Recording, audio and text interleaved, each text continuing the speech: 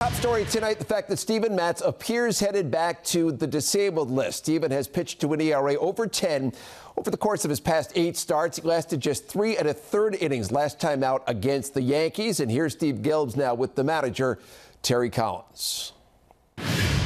Terry, you've alluded for a while to the fact that Steven Matz is pitching through some things, trying to figure out how to pitch through some things at this point, just built up to the point where he's probably needed to go to DL.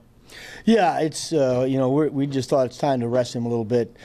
He saw a doctor today, and there's really it's just about the wear and tear that he's put on that elbow in the past, and even this year. That look, it's time to take a little break from it, and hopefully here in a few days we can get him back on the mound and start him throwing again.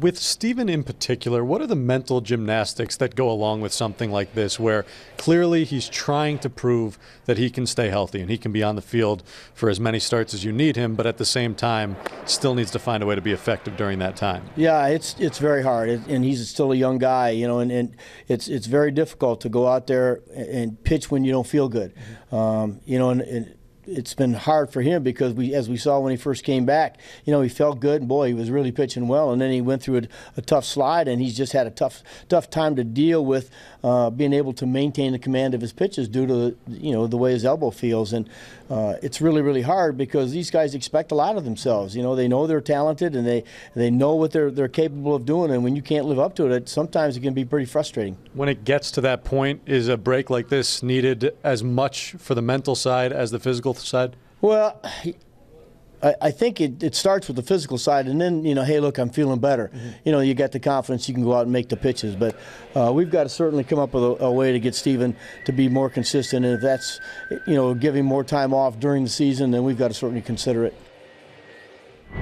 One of the big plays in yesterday's loss by the Mets to the Marlins came top of the 7th inning when Amed Rosario took too much time on a routine D. Gordon grounder, and Gordon beat it out. Jacob deGrom not thrilled about it, then gave up a 3-run homer to Giancarlo Stanton on the next pitch. And in part 2 of Steve Gelbs' interview, Terry Collins discussed the likelihood that Rosario will learn quickly from the mistake.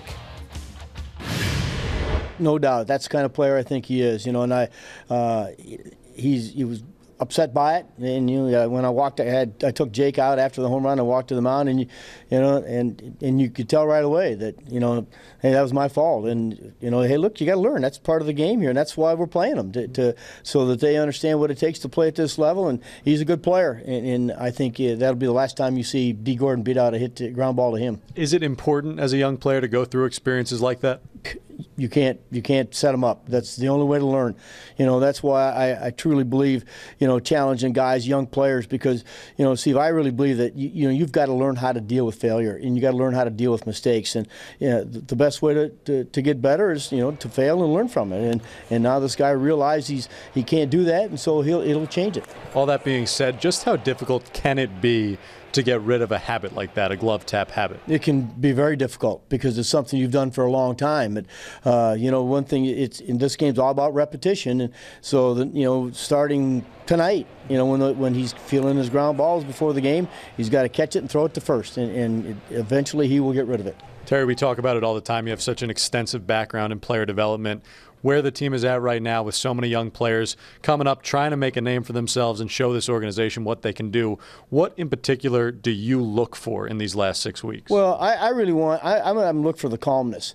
Mm-hmm. One of the things you'll see at this level, these guys try too hard, mm-hmm. Especially when they first get here. They're so excited about getting to the big leagues for the first time that, they go out there every night and they really try hard, and they get real frustrated if they have a bad night. I want to see that, just that nice, calm atmosphere that they probably had when they were playing in AAA. That's what you got to have up here. The talent got them here. Now it's the mindset and the mind frame that's going to make them great players. And you have to realize there's going to be good nights and bad nights, and you got to just treat them both the same. And so I watch very carefully how they react the next day after having a good night or a bad night to see, hey, look, we got to get ready to play another game. Can it be a little easier for these guys when they know now, okay, I have 6 weeks and I'm probably going to play? It's not so much I have a week here to prove it or I might be going back down. Yeah, I think it's going to be a little different situation. They know that this is going to be their time, and we got to mix and match just like you would at any time, because again, part of my job is to win baseball games here. So we've still got got some good quality guys in our clubhouse that'll help these guys. But this is when I told the coaches, this is when they got to step up and certainly be more vocal and put some arm around some guys and keep their heads up. Terry, appreciate the time as always. Good luck against the D-backs. Thanks, Steve.